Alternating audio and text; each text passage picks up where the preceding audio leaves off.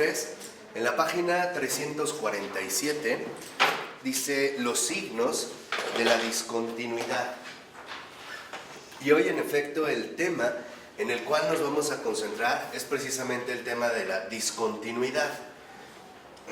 Este tema, más bien este concepto, discontinuidad, Florensky lo retoma de los avances matemáticos que se venían dando a raíz de los estudios profundos que se hicieron por lo menos en las primeras 2 décadas del siglo XX. Y es muy importante no perder de vista esta discontinuidad, porque Florensky va a detectar que esta discontinuidad, estos nuevos modelos de indagación, incluso teórica, también tienen que ver con los nuevos soplos del Espíritu Santo.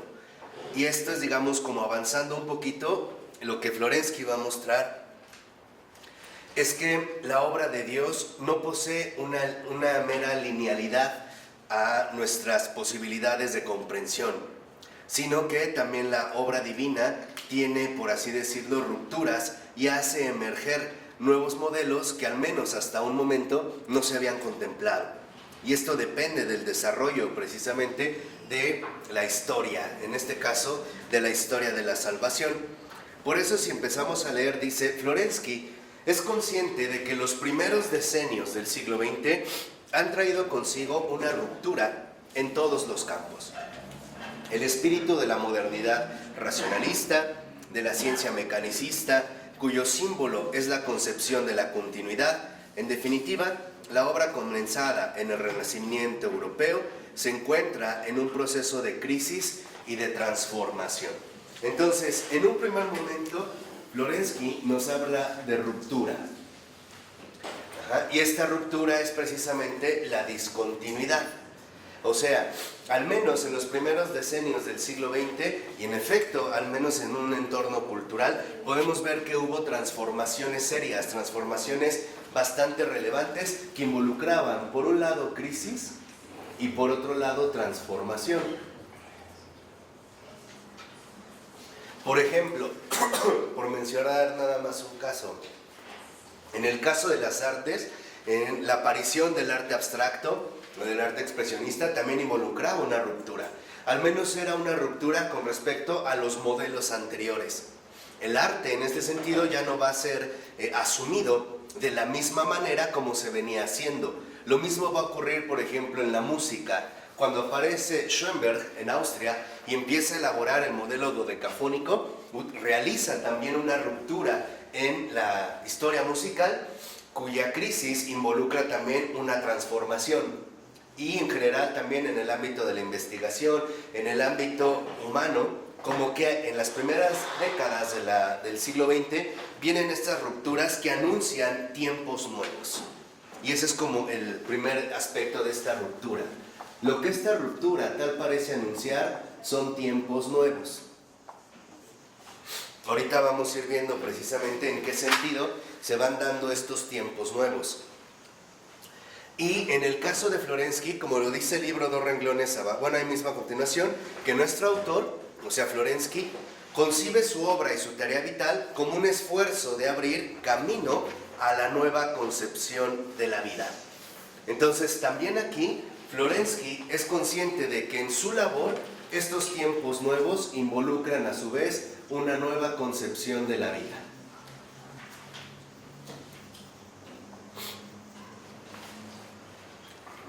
Y sobre todo también una nueva concepción de la vida cristiana, de la vida espiritual.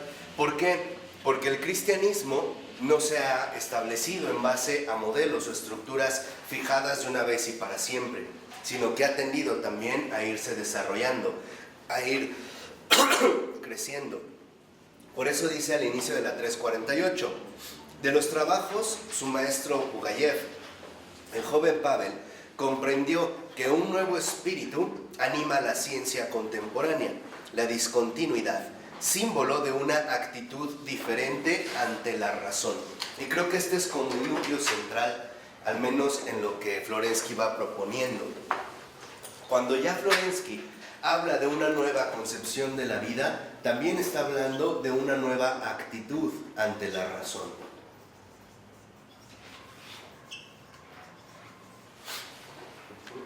¿Qué significa? Que esta nueva actitud de la razón también involucraba el hecho de asumir nuevos modos de pensar, el poder renovarse incluso dentro de nuestra estructura intelectual. Esto involucraba entonces el poder llegar a asumir una nueva actitud.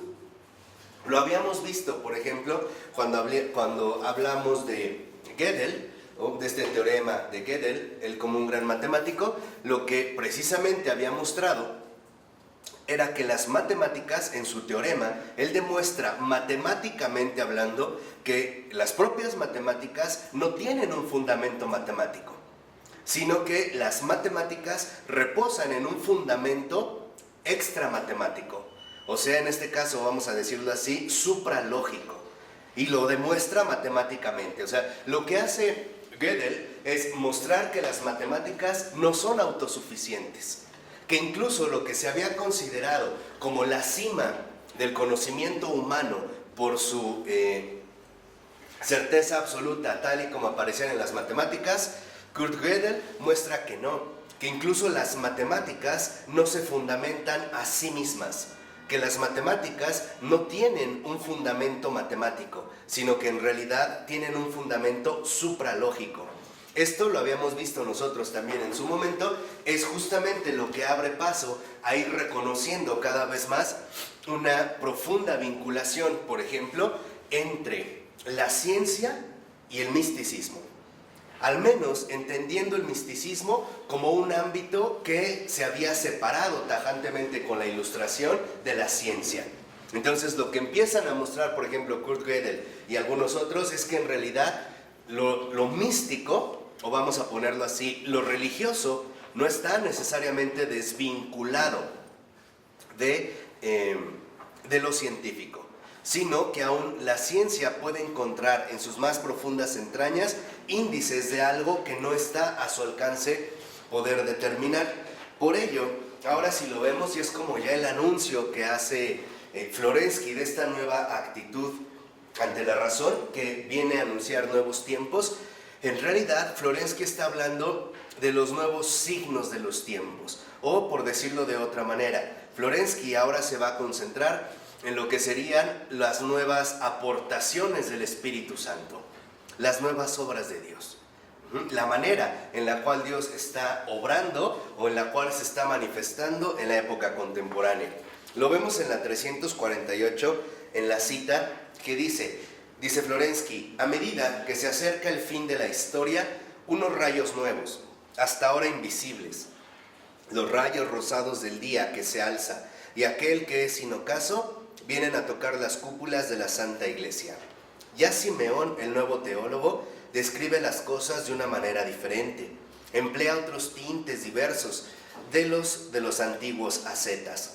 En nuestra iglesia local, estos tintes juegan semejantes al sol ascendente de la fiesta de las fiestas, San Serafín de Sarov y los grandes Starsi de Optina. Por ejemplo, me parece que es San Ambrosio de Optina, es al que se va a referir León, Leónidas, Macario, sobre todo Ambrosio, reúnen en sí mismos como en un foco la santidad del pueblo. Estos santos no son ya monjes más que a la mitad, en el sentido estricto del término. A través de ellos, como a través de unas lentes telescópicas, se percibe aquel que viene. Su matiz es enteramente nuevo, especial, apocalíptico. Solo los ciegos no pueden percibirlo. Sería enteramente una ligereza o una insensatez proceder sin seguirlos, pasar de lado. Sería querer abreviar arbitrariamente el curso de la historia mundial, fijado desde el comienzo. Significaría que se rechazan las palabras del Señor. ¿Quién de vosotros podría, a fuerza de empeño, añadir un solo codo a su talla? Y cita el Evangelio de Mateo y de Lucas. ¿Por qué menciona esta cita Florensky? Porque esta nueva concepción de la vida, esta nueva actitud de la razón, también está dando paso a que surjan nuevos santos. O bien, nuevos modelos de santidad. O mejor aún, se están gestando nuevos modos de ser santo. Ahora los modos de la santidad se están manifestando de un modo distinto, al menos de un modo distinto al que usualmente nosotros solíamos entender, ¿no? Hay como, por eso lo mencionaba Florensky, hay como nuevos rayos que en efecto están dando al mundo nuevas luces. Y aquí Florensky es justamente lo que detecta, que también, en pocas palabras, el hecho de que haya habido rupturas o de que haya habido crisis en el ámbito cultural de la humanidad no es gratuito, puesto que también hay rupturas en el ámbito espiritual. Nosotros lo vimos, ¿se acuerdan? Ya bastante páginas atrás en el texto, cuando Florensky admiraba a una persona en particular, a ver si se acuerdan el nombre, que siendo monje, siendo sacerdote, él intuye, él recibe la intuición de Dios de que debe dejar literalmente el monasterio y casarse y vivir una vida en el mundo. Ya lo había mencionado Florensky.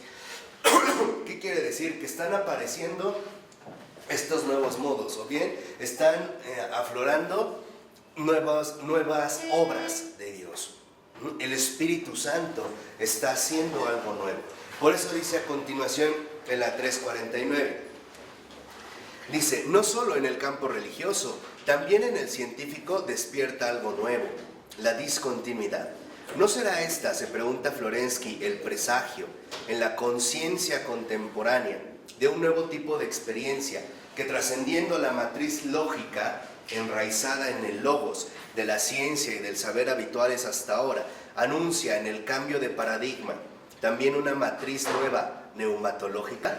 Fíjense, en esta pregunta, aunque parezca un momento o a primera vista algo complicada, en realidad Florensky está apuntando a algo muy radical. Lo que está diciendo es que estos tiempos nuevos, tal parece que son unos tiempos donde más se percibe incluso la obra propia del Espíritu Santo.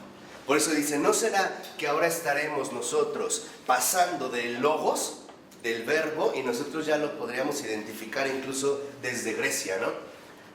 Esta Grecia que asume el logos, todo desde logos, hacia el neuma, o sea, hacia el Espíritu Santo. ¿Será que ahorita será también el tiempo en el cual la línea fundamental donde Dios se está manifestando es neumatológica? ¿O bien será que es según la línea que va desarrollando el Espíritu Santo? Y estas son las novedades. O sea, lo que tal parece en el mundo se está manifestando en el Espíritu Santo a través de, bueno, en tanto neuma, es en la aparición de novedades insólitas. De novedades insólitas incluso también en el ámbito religioso. La conciencia contemporánea está percibiendo nuevos horizontes, o está percibiendo que es necesario llevar a cabo una ruptura para poder crecer todavía más. O sea, de fondo, tal parece que entonces lo que pareciera sugerirnos Florensky en un primer momento es algo muy sencillo. El Espíritu Santo, al estar obrando, también se está reflejando en la conciencia contemporánea. También se están llevando a cabo rupturas y se están buscando nuevos horizontes. Se está por fin accediendo también a unos horizontes de comprensión, a unos horizontes de experiencia, a unos horizontes de vida que probablemente habían sido insospechados. Que esta es, digamos, como ¿Nos vas a dar ejemplo? la primera, adelantito. Nada más para irlo como viendo, ¿no? Entonces, lo que manifiesta aquí Florensky es que tal parece que en los tiempos contemporáneos algo está irrumpiendo. Y algo está irrumpiendo notablemente. O sea, que a partir del siglo XX, Florensky detecta que el Espíritu Santo, como neuma, trae profundos cambios en todos los órdenes. Y esto sí lo hemos visto ya. Incluso hemos visto que estos cambios han afectado también el enfoque científico, el enfoque artístico, el enfoque filosófico, el enfoque antropológico, el enfoque espiritual. También están surgiendo en este sentido nuevos cambios. Por eso fíjense, la siguiente cita es muy importante, la vamos a dividir como en 4 partes. En la primera dice, toda nuestra concepción del mundo, toda nuestra ciencia, no hablo de la teología, sino de la ciencia en general, del espíritu científico, están construidas sobre la idea de logos, de Dios el Verbo.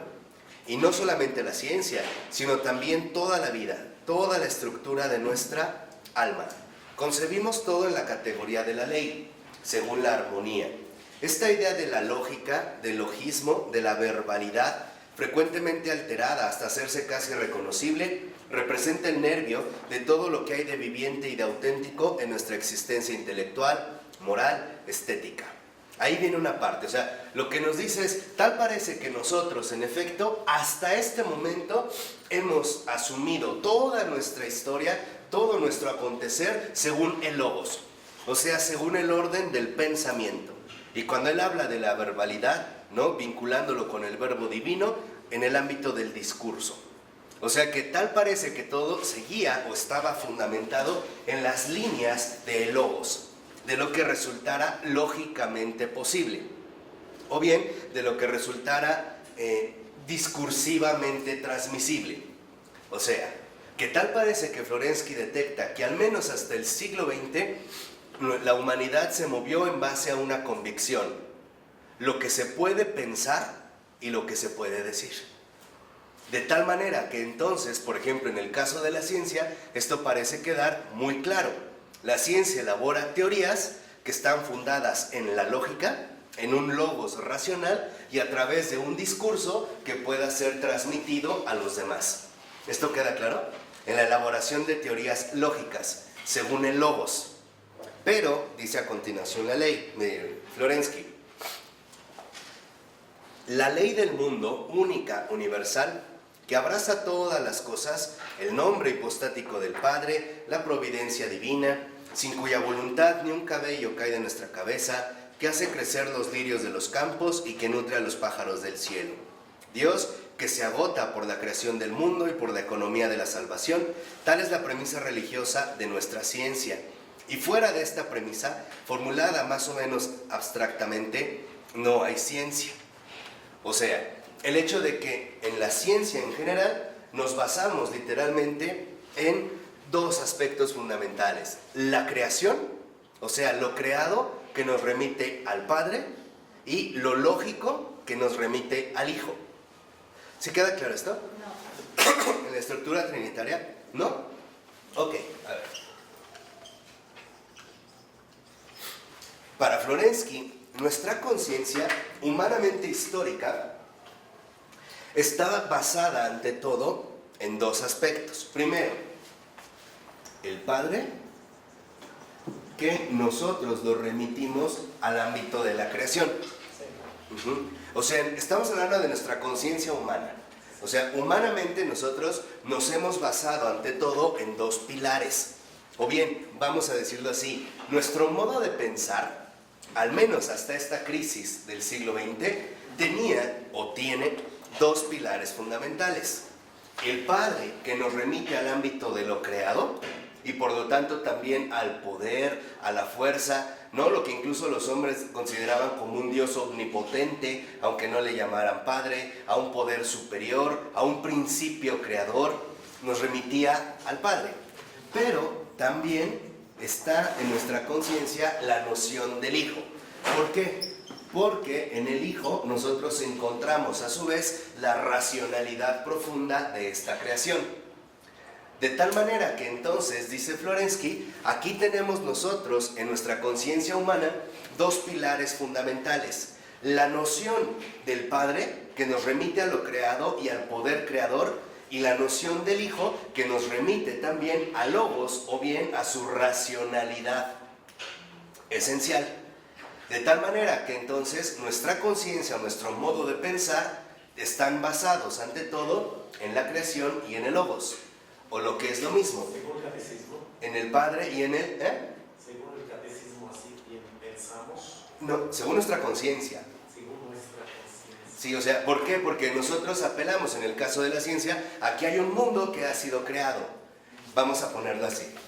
Esta creación como un mundo, ¿no? Para la ciencia hay algo creado que es el mundo. Y el logos como la capacidad de conocimiento.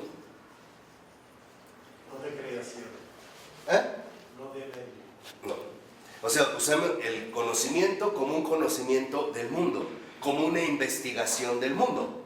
O sea, tal parece que nosotros en nuestra conciencia nos hemos limitado a dos aspectos: mundo y pensamiento. El mundo, que debe ser pensado, y el pensamiento, que se dirige literalmente al mundo. Lo cual, en términos cristianos, insisto, tal parece que nos remitirían a una especial referencia al Padre y al Hijo. ¿Sí? Eso es muy interesante, para entender nuestro modo de pensar, para que vean lo que ahorita va a proponer Florensky. Dice a continuación Florensky: la uniformidad de las leyes naturales representa un postulado sin el cual la ciencia no es más que una crasa sofística. O sea, para la ciencia, el hecho de que nosotros podamos conocer el mundo es porque en nuestra conciencia, ante todo, tal parece que impera una determinada regularidad. O sea, los fenómenos son regulares. De hecho, una ley científica está basada en esta regularidad. ¿Qué significa regularidad? Que es aplicable a todos los casos. O sea, que regularmente las cosas ocurren de esta manera. Yo voy a poner un ejemplo muy sencillo. Cuando la ley de Newton, la primera ley de la gravedad, lo que dice básicamente es que todo lo que sube tiene que bajar. En realidad, esta ley se aplica porque nuestro conocimiento del mundo nos lleva a establecer una determinada regularidad. A esta regularidad, por ejemplo, nosotros le llamamos ley científica. El agua hierve a los 100 grados centígrados. Si yo pongo agua, por el conocimiento que se ha tenido, y la someto a una temperatura que alcance los 100 grados centígrados, ¿qué le va a pasar al agua? Va a empezar a hervir, ¿no? O sea, va a alcanzar, como dicen en la ciencia, el punto de ebullición. ¿De acuerdo? Despierten, el que está enfermo soy yo. No, el que está dormido soy yo. Va a alcanzar el punto de ebullición. Entonces, hemos adoptado, en último término, una regularidad que en realidad nos aporta entonces la base de una ley científica, que se puede aplicar en diversos casos. ¿Vamos bien?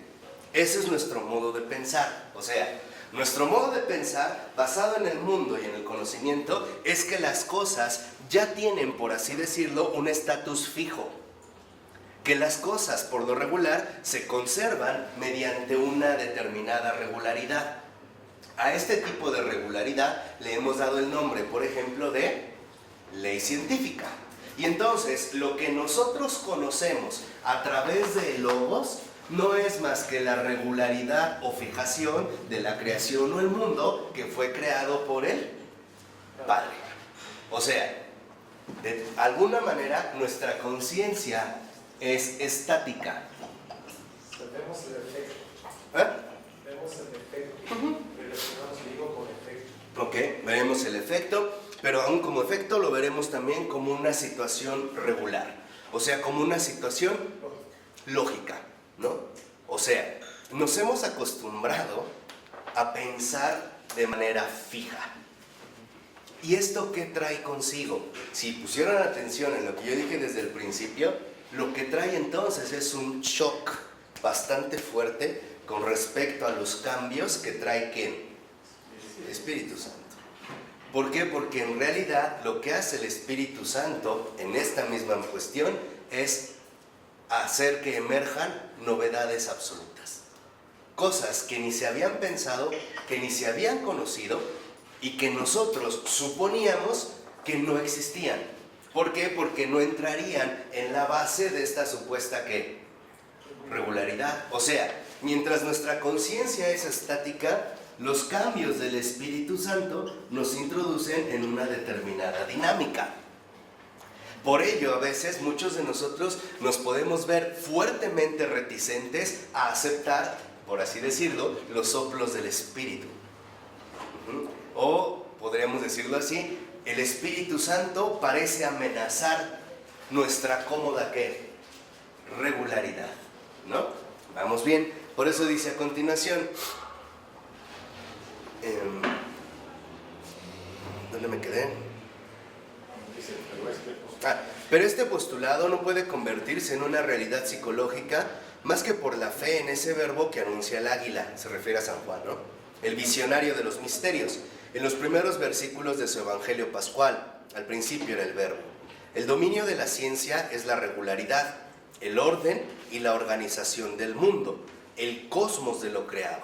De hecho, la palabra cosmos en griego con K es orden, organización y regularidad. Eso significa, cuando ellos hablaban del cosmos, no están hablando del universo físicamente pensable.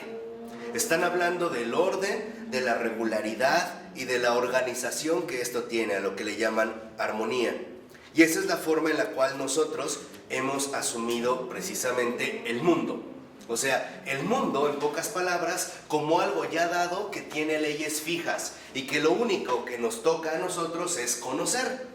A estas leyes fijas también le llamamos nosotros leyes de la naturaleza, ¿no? Leyes que ya no cambian o que están, vamos a decirlo así, insertas de manera total dentro del mundo. Poniéndolo en términos un poco más complejos, podríamos decir, a nosotros nos cuesta mucho trabajo aceptar que las cosas son distintas a como lo venimos suponiendo. Eso es lo que estoy tratando de decir. Estas son las bases. Nos cuesta mucho trabajo asimilar la obra divina. ¿Por qué? Porque para nosotros lo único confiable es una fuente de regularidad. O sea, estamos ya nosotros plenamente instalados en ciertos esquemas, incluso religiosos, ¿no? O incluso espirituales. Tenemos ya como unos esquemas fijos que a veces nos cuesta mucho trabajo el reconocer que podrían ser por lo menos de otra manera. Por eso dice a continuación en la 350, al iniciar el segundo párrafo, pero existe un dominio que no es propio de la ciencia enraizada en el logos, sino propio del ámbito del Espíritu Santo. Fíjense, mientras coloca Florensky una ciencia enraizada en el logos, que nos permite un conocimiento del mundo, dice Florensky, pero no es la única. También hay otra ciencia, pero que está enraizada en el neuma. Ya no, o sea, esta nueva ciencia en realidad sería la sapiencia, o sea, la sabiduría. Mientras nosotros podemos obtener de logos conocimiento, ciencia, y no está mal, y es parte también de nuestras capacidades, e incluso podríamos decir, también es parte de nuestras obligaciones humanas, en base a estos esquemas, también hay otro tipo de forma de conciencia que ya no está enraizada en el propio logos, sino en el neuma, o sea, en el espíritu, y a esto se le llama sabiduría. Quizá el ejemplo más concreto que tenemos al respecto sea la caridad. Nosotros ya sabemos que la caridad no encaja dentro de nuestro logos conocimiento, no se adapta, pero sí puede ser asimilada desde la sabiduría del espíritu. Por eso dice a continuación Florensky, si lo ven en el primer renglón del último párrafo, dice Florensky, una nueva época se anuncia. O sea, para Florensky está claro que esta ruptura se está anunciando a su vez una nueva época. Esta sabiduría nos está anunciando una nueva época. O sea, un modo de pensar diferente al usual, un modo de vivir diferente al habitual. Se viene literalmente una crisis y una transformación que hará emerger el Espíritu Santo bajo la forma de una nueva concepción de la vida y también de una nueva actitud ante ¿qué? Ante la razón. Ahora, esto no solo dentro del ámbito religioso, lo vimos también dentro del ámbito de la ciencia, cuando hablábamos, por ejemplo, de los universos paralelos, es una nueva actitud ante la razón. No se está hablando de un hecho fáctico o de una existencia real, no, de una actitud ante la razón de abrirse a otras perspectivas, o en la música, o en el teorema de Gödel, o aquellos que simple y sencillamente se dieron cuenta de que no necesariamente todo se agota en la ciencia, o sea, que no todo se agota en nuestra capacidad de conocimiento, sino que hay dimensiones que rebasan nuestro conocimiento y que en último término, para Florensky, terminarían reconduciéndonos a la obra clara del Espíritu Santo. Es esta nueva época. ¿Sí queda claro hasta aquí? ¿Este primer paso o no? ¿Sí? O sea, algo está cambiando. Algo está ocurriendo. Vienen nuevos modelos. Por eso yo les dije hace mucho tiempo, no sé si se acuerdan, les dije, hoy en día hay santos que ustedes ni se imaginan. Y ni se imaginan que son santos. Es más, al principio ni siquiera aceptarían que fueran santos. Les costaría mucho trabajo asimilar que fueran literalmente santos. Vamos a ver por qué. Fíjense, en la 351, al inicio dice el texto: la época moderna ha sido la época de la logicidad, o sea, del racionalismo, ¿no? La época de nuestra capacidad pensante. Dice, el conocimiento parcial de la segunda hipóstasis, o sea, el Hijo, ha formado la religión y la vida de los tiempos nuevos. Su concepción del mundo conforme a la ley lógica, tendente a ordenar los fenómenos según su forma ideal. O sea, nosotros precisamente hemos asumido el logos, ciencia, ¿no? Al Hijo como una forma ideal. Siguiendo el logos, la creación de los grandes ideales o de las grandes formas ideales. Pero dice a continuación, ¿hacia dónde apuntan los tiempos actuales? Si hemos visto que se está presentando una ruptura o una crisis, ¿hacia dónde apuntan? Otra forma de preguntar sería, ¿cuáles son los signos nuevos del Espíritu Santo? ¿Hacia dónde está Dios dirigiendo su obra? Y contesta Florensky. En fin, la libre aspiración a la belleza, el amor a la finalidad, representan una salida de la actitud científica, una profecía tipológica de la vida inmortal y de la carne santa, resucitada. O sea, aquí Florensky marca, que me parece que es como de verdad, de las consecuencias, al menos filosóficamente, más fuertes de Florensky. Lo que está marcando es que ahora el Espíritu Santo está insistiendo en que pasemos del logos fijo, de la regularidad, a que pasemos a lo imprevisto e insospechado. O sea, a que estemos nosotros dispuestos a recibir formas nuevas de manifestación de lo divino. O sea, el abrirnos literalmente a estas, vamos a decirlo así, manifestaciones concretas del Espíritu Santo. Esta es la tensión. ¿Por qué? Porque Florensky está convencido, yo también, de que nosotros hemos confiado demasiado en el logos humano y hemos reducido el mundo a nuestra propia concepción, o a nuestro modo de entenderlo, o a nuestro modo de asumirlo, incluso a nuestro propio modo de definirlo.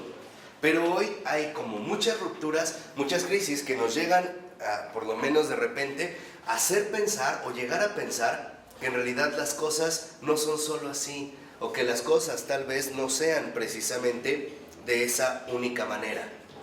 Y en síntesis, para Florensky, esta nueva época, fíjense, ahora hacia lo que apunta es a lo que Florensky llama la cultura de la resurrección.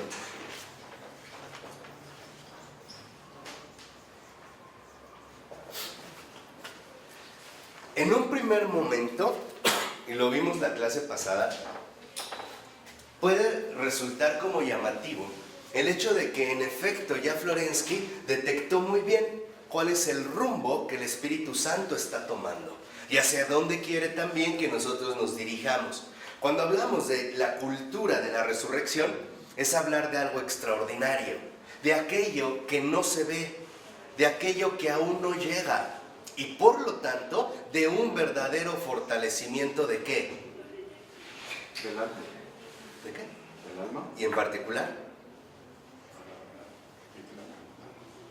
de la fe. ¿Por qué? Porque el hecho de que hayamos nosotros reducido todo a un conocimiento fijo, estático y regular, no permite que nosotros sigamos fortaleciendo la fe que se dirige hacia aquello que no se ve, hacia aquello que de hecho nosotros ni siquiera ahorita seríamos capaces como de sospechar o entrever. O sea, la cultura de la resurrección nos lleva a una nueva época donde el Espíritu Santo realiza nuevas obras. Nos lleva literalmente a asumir una nueva ¿qué? Dinámica. ¿Por qué es que lo dirige hacia la resurrección? Para que entendamos que no todo está hecho, que el mundo en su configuración es un tránsito y que en realidad la verdadera obra de Dios ya no es solo la creación, sino la recreación del mundo entero, o sea, su santificación. Como decía San Pablo, hasta que Dios sea todo ¿en qué? En todos. Ese es el primer desafío de actitud ante la razón, el no conformarnos ya con nuestros propios esquemas establecidos, sino el reconocer que todavía falta algo más, que las cosas son así por el momento, pero su verdadera definitividad solo se va a alcanzar hasta que llegue la ¿qué? La resurrección.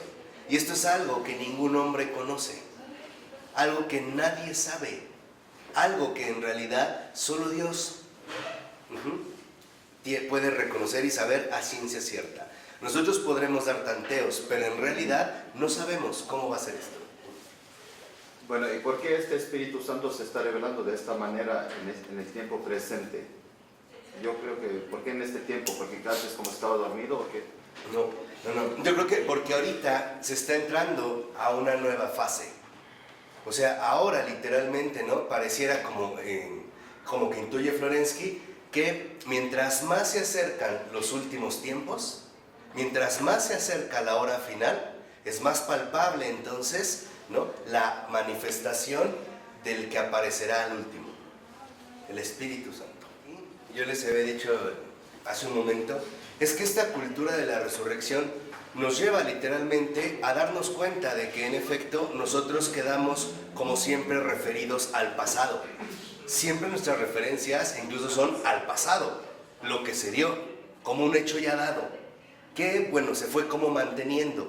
Y en realidad lo que hace la cultura de la resurrección es incluso dirigir nuestra atención hacia un auténtico porvenir. De tal manera que entonces nuestra razón no se quede atrapada en lo que ya conoce o en lo que supuestamente ya aconteció y ya puede regular y en ese sentido dominar, sino que también nos demos cuenta de que ahora la orientación fundamental es hacia un porvenir que en último término es obra divina. Esta es la gran aportación del Espíritu Santo actual. O sea, darnos cuenta de que nosotros hablábamos mucho de un pasado ya acontecido que únicamente nos servía como una cierta referencia, pero habíamos olvidado algo importante, el futuro. ¿Y por qué el futuro? Porque hacia el futuro es hacia donde se dirige precisamente la esperanza. Si ustedes recuerdan, desde el Papa Juan Pablo II se ha insistido en que el cristianismo tiene que ser el mensajero de la esperanza. Y solo podrá ser mensajero de la esperanza si está orientado hacia el porvenir. O sea, si en este sentido está realmente redirigido ahora por una cultura profunda de la resurrección. O sea, no solo conformarnos o quedarnos con lo que ya sabemos, sino con lo que aún no sabemos. ¿Para qué? Y esta es donde entra la parte central. Para que nosotros concentremos, ahora sí, la mirada en la obra divina a través de la hipóstasis concreta del Espíritu Santo. O sea, de la obra concreta que el Espíritu Santo lleva ya de manera, vamos a decirlo así, mucho más personal. Sabemos que no están divididos, pero como con un énfasis todavía mayor. Y entonces nos demos cuenta de varias cosas. Primero, que ni lo sabemos todo, ni lo entendemos todo, y que ni siquiera nosotros podemos llegar a formar una idea estable o regular de lo que aún está por venir. ¿Por qué? Porque si no, en efecto, tal parece que había como una tendencia a considerar que lo cristiano era un acontecimiento pasado que se trata de conservar en un presente, ¿no? Como que tratar de actualizarlo o reactualizarlo a cada momento. Y lo que en realidad aquí nos recuerda Florencio es que no solo nosotros estamos remitidos a un pasado. Cuando el Señor en el Apocalipsis dice yo soy alfa, no solo dice soy alfa, también soy la omega. principio y qué, y fin. De tal manera que entonces podamos nosotros abarcar pasado y futuro. Justo porque el pasado ya lo he vivido, ya lo puedo regular. Pero ¿qué pasa cuando me dirigen a mí a un porvenir que yo no controlo? Me invita a mí a un abandono en la fe. Ahí es cuando el protagonismo entonces hace que yo me vaya de lado para entregarme de lleno a Él. Exactamente. Ese es el desafío, o sea, por eso es lo que les decía, o sea, cuando nosotros nos vamos como concentrando en lo nuevo que llega. Porque nosotros podríamos hablar del pasado, porque en efecto ya lo viví, ya lo regulé, ya lo conozco, de alguna manera ya lo controlo. Me sigo sintiendo cómodamente referido a un pasado. Pero ¿qué pasa cuando a mí me invitan hacia este porvenir que yo no controlo, que yo no conozco, que yo no he asumido? Entonces lo primero que se promueve es la vivencia de la fe. Digamos que Florensky responde a una situación cultural muy concreta. El hecho de que nosotros ya estuviéramos como obsesionados por esta regularidad del mundo, de nuestro conocimiento del mundo, ahora lleva a Florensky a insistir en que nuestra atención no debe estar hacia el conocimiento, sino que debe estar hacia el porvenir, o sea, lo que aún nos falta todavía. De tal manera que entonces nuestra atención ya no sea antropológica, sino sea literalmente divina, o sea, que nuestra atención esté en lo que Él realiza, en la obra en la que Dios hace. La encarnación. Claro, la encarnación, y aparte de la encarnación, la resurrección final. ¿Por qué? Porque si no, aquí me parece que Florensky se dio muy bien cuenta de que si no, entonces corremos la grave tentación antropológica de querer reducirlo nuevamente todo a nuestros propios esquemas, a nuestro propio modo de pensar, o bien según los parámetros de nuestra conciencia. Y en lo que Florensky me parece que insiste es que en los tiempos actuales, si en algo tenemos que poner atención, es en Dios. Por eso nos había hablado de Él. ¿Se acuerdan? Primero Él. O sea, a no quedarnos ya limitados a nuestras propias, vamos a decirlo así, a nuestras propias formas de comprensión, sino que ahora dirijamos la atención a Él, a Dios, y ver cuáles son sus nuevas obras, o sea, cuáles son las novedades que nos está aportando. Por ejemplo, esto lo mencionaba ahorita muy bien Ronnie en un caso psicológico. Hay un grave error, y es cuando queremos jalar a Jesús a nuestra pasión. Por ejemplo, yo les pongo un caso muy concreto. Supongan que a una persona la violaron de niño. Entonces, al haber atravesado esta violación, se acuerda. Y entonces, al acordarse, se siente apresado y quiere como jalar a Jesús a este dolor que él atravesó. Lo lleva a él, pero no sale. ¿Por qué? Porque literalmente quiere reducir a Jesús a ese padecimiento. Pero cuando incluso psicológicamente yo me reordeno y digo, bueno, esto lo viví, es cierto, pero no quiere decir que esto va a repercutir en todo, sino que mi porvenir depende de alguien que no soy yo, en este caso de Dios, entonces yo sí puedo salir adelante. ¿Por qué? Porque de otra manera me vería siempre como esclavizado a estos acontecimientos dolorosos, o como Freud los llamaba, traumáticos, ¿no? De tal manera que lo vemos incluso desde la psicología, que el pasado, ¿no? Llegaría a decir Freud, que infancia es destino, o sea, todo lo que viviste en tu pasado va a repercutir toda tu vida. Verdaderamente no es así. ¿Por qué? Porque lo que sí va a repercutir toda tu vida es el futuro, que no depende de ti. O sea, en último término, tú habrás podido vivir lo que quieras, pero Dios puede cambiar tu vida, a pesar de todo tu pasado. Es eso en lo que está insistiendo Florensky. O sea, nuestra orientación al porvenir es al futuro, o sea, a la obra que Dios realiza. Por eso, por ejemplo, a diferencia de un Freud, que a mí me parece un mejor conocedor de la psicología humana y del alma humana, por ejemplo, un San Agustín, él va a resumir en estos sentidos psicológicos lo que les acabo de mencionar en 3 palabras muy sencillas. Primero, conócete. Aquí sí. Segundo, acéptate. O sea, si ocurrió. Tercera, supérate. ¿Cómo supérate? Pídele a Él que te saque. Por eso entonces, señor Freud se equivocó. Infancia no es destino, no es verdad. Para usted sí, porque usted no tenía a Dios. Nosotros sí. Al que no tiene Dios, sí. Sí, es la verdad, pero para nosotros no. ¿Por qué? Porque en último término, escuchen, el pasado no puede tener el mismo peso que el futuro que Dios nos ofrece. De hecho, esa es la esperanza. La esperanza es saber que Dios me puede dar algo insólito, a pesar de toda mi vida. A pesar de que haya vivido lo que haya vivido, Él puede hacerlo todo nuevo. Nos lo dijo. He aquí que vengo y hago nuevas todas las cosas. He aquí que vengo. Por eso habíamos hablado de la invocación. En la 351, en el último párrafo, es precisa una aclaración. No se trata de la propuesta en el sentido de Joaquín de Fiore, de la sucesión trinitaria de las etapas de la historia, que se excluirían la una a la otra. Florensky es un teólogo plenamente ortodoxo. Me detengo ahí brevemente porque Joaquín de Fiore fue un monje, si mal no recuerdo, dominico. Viene por ahí como del siglo XIII, más o menos.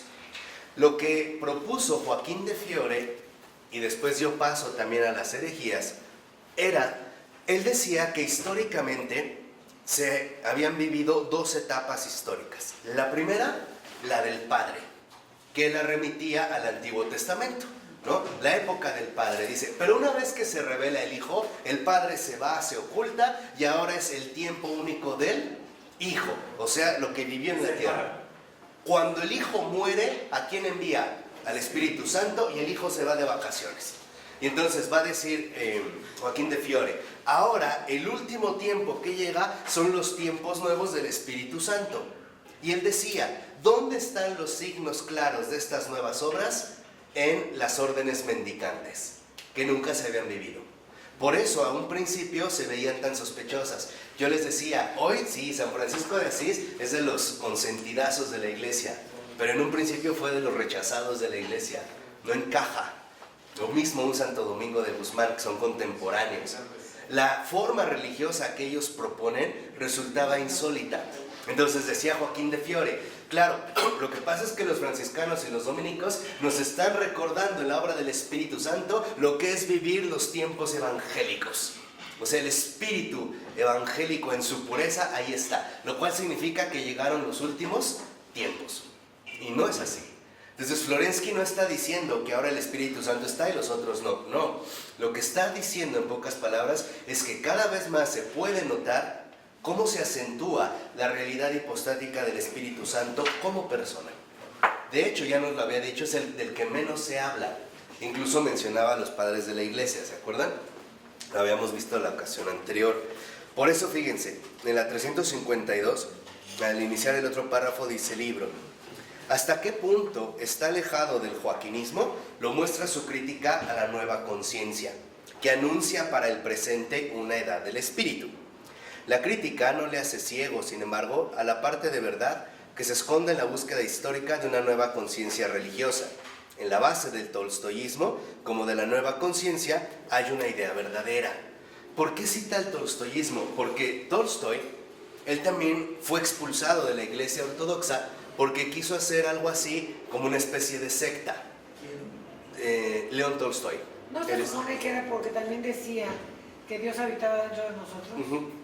Por eso, o sea, Tolstoy va a ser una especie como de secta aparte, sus seguidores, donde él va a decir que en realidad no necesitaba yo ir, que era como una tendencia común, que no necesitaba ir a un templo para estar en contacto con Dios, puesto que el templo de Dios era yo. Entonces Dios estaba dentro de mí. Lo único que a mí me quedaba era llevar una vida adecuada, mostrando en mi forma de vivir los valores evangélicos más concisos.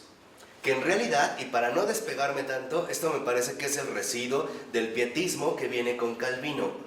Miren, en el orden espiritual hizo mucho más daño Calvino que Lutero, pero no le ponemos atención a Calvino, es más, ni lo conocemos.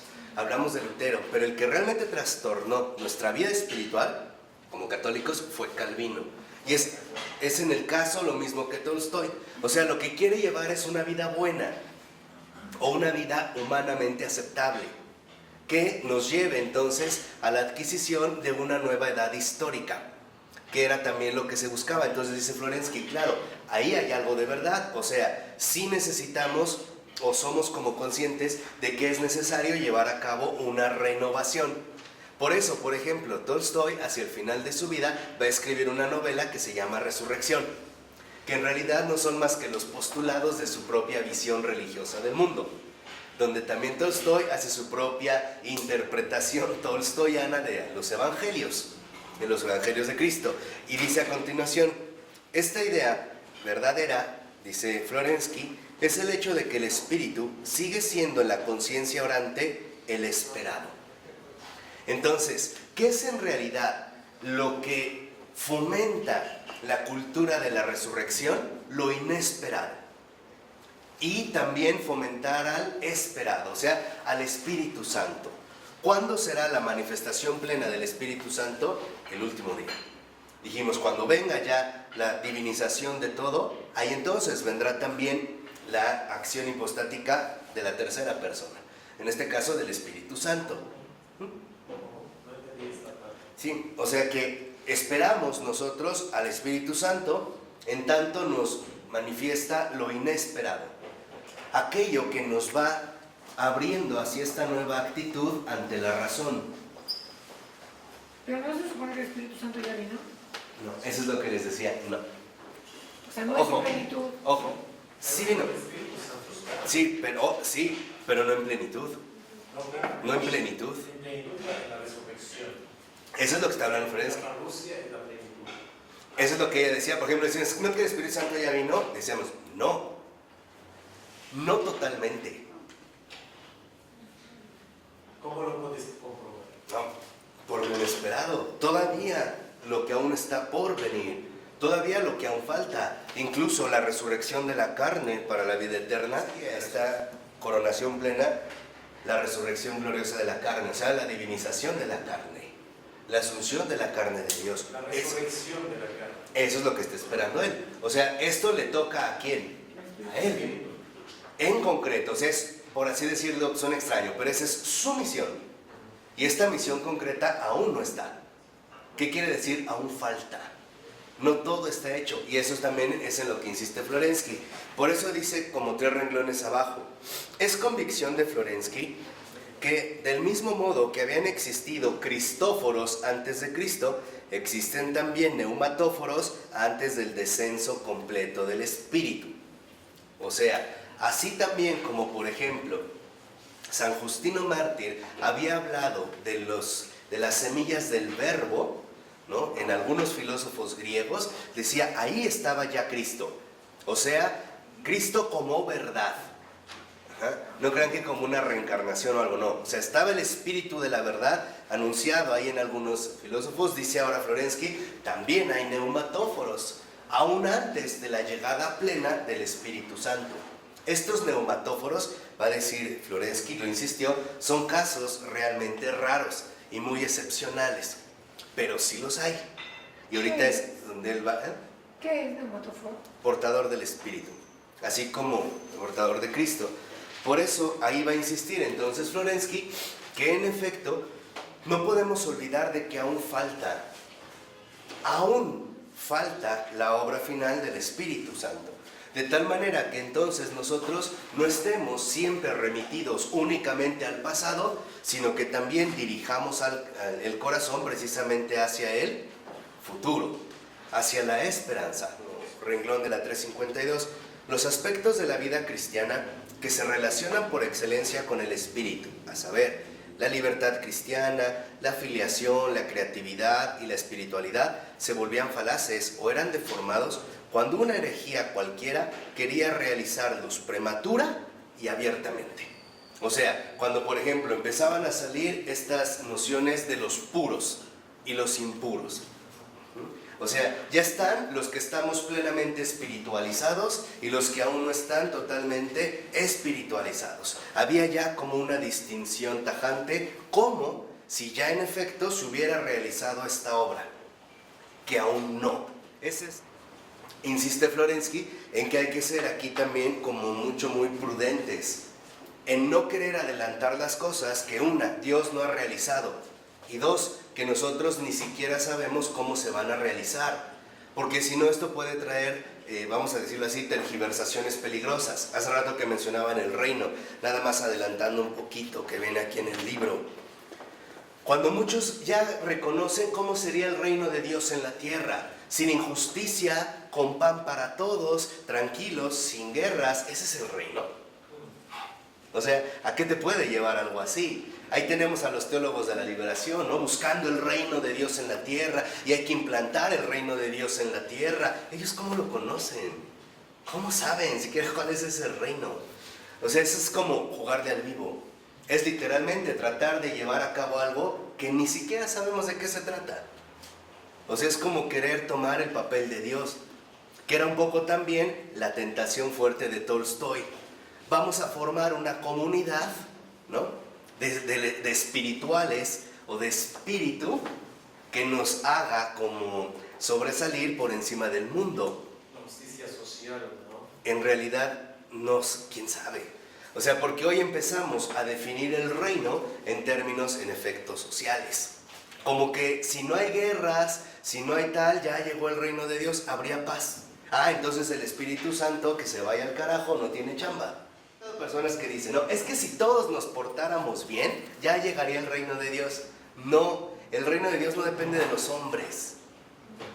Viene de la obra divina, no es de los hombres. Aunque se acabaran las guerras, eso no es el reino. Eso no es el reino. Claro, el llegar, el apuntar hacia el otro mundo es que nuestra conciencia, hablábamos de la conciencia contemporánea, no perdamos de vista de que quien está haciendo la obra es Dios, no los hombres. Que son los planes divinos los que se están ejecutando, no lo que los hombres consideran. Es más, muchas veces incluso, y lo digo en serio, las propias buenas intenciones humanas estorban la voluntad divina. En serio. Ay, no me digas eso. Incluso serán nuestras buenas intenciones de hacer esto, y en serio, de verdad, pregúntenle al Señor, estorban con la voluntad divina. ¿Por qué? Porque nosotros queremos otra vez ajustarnos a determinada regularidad. Y aquí en lo que nos ha insistido Florensky es que nosotros quizá hablamos demasiado poco de lo que sería un auténtico destino. O sea, el destino que juega para nosotros hoy en día un papel como bastante intrigante. ¿Qué viene? ¿Qué sigue? ¿Qué hay más allá? Voy para que me lean las cartas y me digan qué va a pasar. Voy a que me lean mi futuro. Y un mil y más tonterías de ese estilo. ¿Por qué? Porque en efecto nosotros hemos perdido de vista que hay un sentido que lo engloba todo y que depende del futuro. Yo les dije una vez, la raíz cristiana no viene de atrás, se los dije. El impulso cristiano viene de enfrente, nos va como jalando. ¿Por qué? Porque nosotros no estamos atados a un pasado ya pasado, sino a un futuro cuyo pasado fue un anuncio que aún no se complementa. Otra vez, no era una secuencia teológica. Yo les dije, era nuestro modo de pensar ya dado en la ciencia, apoyado en el logos y en la creación. Entonces, en esta que no era teológica, en términos físicos, dice Florensky, pero no es el único modo en el cual nosotros podríamos discurrir. También en nuestra conciencia o cuestión psicológica podríamos transitar los senderos del espíritu, del neuma, que a nosotros nos abriría nuevos horizontes. Él lo enfatiza, por ejemplo, en la 355, más o menos unos 6 renglones de que empezó el párrafo de este libro. Este conocimiento, obviamente, de la resurrección, es todavía un límite ideal paradisíaco. Se trata entonces de crear el ámbito en la conciencia que haga posible la experiencia correspondiente a la particularidad del espíritu. Pero solo la resurrección, para el individuo y para la historia en su conjunto, podrá dar a conocer plenamente esta particularidad personal del Paráclito. O sea, nuestro verdadero consuelo solo llega al final. Eso es lo que está de fondo. Aquí podremos tener apoyos, podremos tener acompañamientos, pero un consuelo definitivo solo llega al final. Yo les dije, esto ya hasta San Bernardo lo sabía muy bien. En uno de sus tratados dice, incluso los que están en el cielo, ellos ni siquiera tienen el consuelo definitivo. ¿Por qué? Porque les falta su carne gloriosa. Te la vas a llevar bien, tranquila, feliz, y ya vas a estar en el cielo para siempre con Diosito, muy feliz. Y otra vez, ¿y el Espíritu Santo qué? ¿Sí, la resurrección de la carne qué? Fíjense cómo aún así, sutilmente nosotros seguimos poniendo regularidades. O sea, seguimos poniendo límites, ¿no? Ya está en el cielo, ya, nada más. No, falta todavía lo mejor. Eso es algo que hay que tenerlo presente, de tal manera que nosotros no perdamos de vista dos cosas. Uno, la obra divina, el hombre la desconoce. Bueno, eso claro. Dos, nuestra idea, yo se los dije una vez, del cielo, es nada comparado con lo que en realidad tiene preparado el Señor. No es como este jardín paradisíaco, todos felices aventando rosas, con Heidi ahí corriendo y un San Bernardo. Es mucho mejor de lo que podemos pensar. O sea, bueno, si no tenemos ni idea de lo que en realidad nos espera. Por eso ahora, si lo ven, entonces podemos entender por qué Florensky va a insistir tanto en el Espíritu Santo y el reino de Dios. Por lo que hace rato avanzamos. Aquí ya me voy a ir un poquito más rápido. Es más sencillo, lo pesado fue lo anterior, para que fuéramos como avanzando. ¿Por qué? Porque hoy definimos el reino de Dios según criterios humanos. Por ejemplo, que se acaben los pobres. Entonces, porque el Señor dijo, a los pobres siempre los tendrán con ustedes. O sea, o mintió, o queremos hacer otra cosa. Que no haya hambre en el mundo. Que todos ganen el mismo salario. Que todos vistamos lo mismo. Que no haya clases sociales. ¿En serio? ¿Eso es lo que nos va a dar el reino de Dios? Para nada. Se busque como se busque, si se hace en términos humanos, ese no es el reino. ¿De acuerdo? Y eso es lo que muchos van proponiendo. Por eso dice al iniciar el 4. Florensky pone de manifiesto cómo la idea del reino de Dios y la del Espíritu Santo poseen una similitud formal. La identificación de las dos realidades es comprensible, porque ambas constituyen la teleología del proceso del mundo. Teleología significa finalidad. O sea, ¿cuál es la finalidad?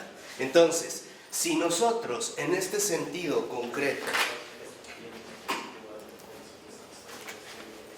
hablamos de Espíritu Santo, tiene una similitud con hablar del reino de Dios. De tal manera que entonces los intentos por establecer el reino de Dios en el mundo, según los hombres, fracasan. No corresponden literalmente con la obra propia del Espíritu Santo. Es el Espíritu Santo el que lleva a cabo el reino de Dios. ¿Y de qué manera lo ve realizando? Dice a continuación Florensky. Incluso menciona al iniciar el otro párrafo. Este acoplamiento, esta similitud, esta igualdad, esta equivalencia de ambas realidades aparece en el lenguaje mismo de la Escritura. Las correspondencias entre el Espíritu y el reino aparecen en las expresiones bíblicas relativas al aceite de la unción real y del gozo. Entonces, aquí, una de las cosas que menciona entre el Espíritu Santo y el reino de Dios es el gozo y la unción. De tal manera que aunque a ustedes les parezca algo extraño, y lo voy a decir precisamente para provocar todavía su espíritu moderno, nosotros no podemos decir que un hombre, incluso cristiano, ha sido feliz en el mundo. No, anhela la patria eterna. No podemos. De tal manera que estas personas que dicen, pues yo he sido muy feliz, ¿no? Tuve mis hijos, mi casita, me casé, ¿no? Trabajé, me jubilé. No, es esto lo que trae Él. Es esto lo que Él realmente va a traer. Un gozo indescriptible, un gozo que en realidad nosotros no conocemos. Si nos vamos a la página 357, fíjense aquí ya, menciona Florensky en el segundo renglón, la idea del carácter progresivo de la manifestación histórica del Espíritu había sido subrayada ya por los padres, especialmente por San Gregorio de Nacianz, o que también se conoce como Gregorio Nacianceno. Él ya había insistido precisamente en esta, vamos a decirlo así, manifestación histórica del Espíritu. Dice, el aspecto que con más fuerza configura la intuición neumatológica de Florensky es la manifestación discontinua, metahistórica del Espíritu. O sea, para Florensky, este gozo que se da a través de la unción se da con una discontinuidad. ¿Tú al revés? Ajá. ¿Qué quiere decir? Que esta discontinuidad, tal y como lo expusimos al inicio, también conlleva que el Espíritu Santo lleva a cabo rupturas. E incluso rupturas que a nosotros nos podrían parecer extrañas o que nos podrían parecer inútiles. Y también, dicho sea de paso, porque vale la pena tenerlo presente. Mis niños, en la vida espiritual, uno no tiene un progreso lineal, No es cierto. Eso no es así. A veces, incluso en la vida espiritual, puede ser que algo te está saliendo muy bien y de repente, ¡pum!, hay como una ruptura tajante. Y no te explicas el por qué si todo iba bien. O al revés, hay uno pésimo. Según tus criterios, no tenía eso por qué acabar. Se aparece una discontinuidad, una ruptura. Y esto también es un indicio claro del Espíritu Santo. No es un progreso lineal, o sea, no es una sumatoria. No es de que voy del 1 al 2, 3, 4, 5 en una determinada regularidad. No, hay una discontinuidad. Hay también serias, en este caso, rupturas, que muchas veces nosotros no alcanzamos a entender, pero que lo entenderemos el día del juicio. Ahí sí, entenderemos claramente el por qué el Señor obró de esta manera. Aunque yo no lo entendí, aunque yo no lo vi. Esa es la unción del Espíritu. Y eso es finalmente lo que nos va a llenar de gozo. Por eso hasta el cura de Ars decía, hay muchas cosas que no podremos entender hasta el día del juicio final. O sea, se quedaría otra vez al final. Entonces, aunque un proyecto te vaya muy bien, en oración, y de repente hay como una ruptura así de nada, no te preocupes. El Espíritu sopla donde quiere, cuando quiere y como quiere. Pero siempre sabemos que es mejor. Ah, claro, pero aunque no al instante. No, sí. Pero siempre será por algo mejor, o sea, por un porvenir. Sí, aunque duele. Exacto. Entonces, los caminos del Señor no son lineales. No son rectas numéricas a la humana. 1 más 1, 2. 2 más 1, 3. Y voy avance y avance y avance y avance. En los caminos del Señor hay rupturas y hay discontinuidades. Y de repente el Espíritu como que aletea, ¿no? Y derriba algo que para ti estaba bien hecho. En efecto, lo primero que nosotros podemos ver es que en esta discontinuidad, en esta ruptura, es hacia lo que nos remite la escatología. Ese es el escatón, lo último. Y esto último es precisamente el modo en el cual se va conjugando esta discontinuidad. De tal manera que entonces, cuando hablamos de una nueva actitud ante la razón, estamos ya viendo que esta razón es una razón según el Espíritu, y ya no según el hombre, ya no según las propias obras humanas. Por eso lo dice en la 357 en el último párrafo. La sutura entre los dos mundos puede esperar, por tanto, una curación definitiva solo en la escatología, que aportará la plenitud del Espíritu. La teodicea y la antropodicea no serán completas hasta que en realidad la carne de la creación haya sido espiritualizada en la irrupción, ya no kenótica, sino hipostática de la persona del Espíritu. Entonces, aquí es donde me parece que aparecen también unas de las tesis más fuertes de Florensky. En la escatología, como tal, lo primero que menciona es que ahora ya no se trata únicamente de una kenosis, como lo hace el Hijo, sino que ahora de esta kenosis en la escatología más bien pasamos nosotros a una verdadera hipóstasis. San Pablo lo había entrevisto cuando dice ya, ¿no? Hasta que Dios sea todo en todos. Es cuando la carne de la creación entera ya se ve transfigurada. De tal manera que entonces esta hipóstasis sería incorporación, una verdadera incorporación, o sea, en carne, ¿no? La espiritualización de la materia, la divinización de la carne gloriosa como la carne de Cristo, una misma carne. Cuando los dos se unen, se hacen ya entonces ahora uno. Esa es la hipóstasis. Entonces lo que en realidad aquí nos está recordando Florensky es que en un primer momento viene la kenosis, después la hipóstasis, o bien el abajamiento y la glorificación. Es esto, el ser uno con Él. El abajamiento para qué? La kenosis, para venir por nosotros, ¿no?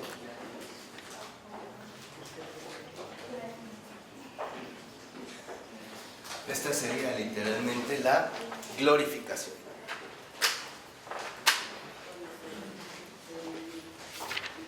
De ahí pues que entonces, cuando ya va aquí en este sentido Florensky, podemos darnos cuenta de algunas cosas. En resumen, número 1,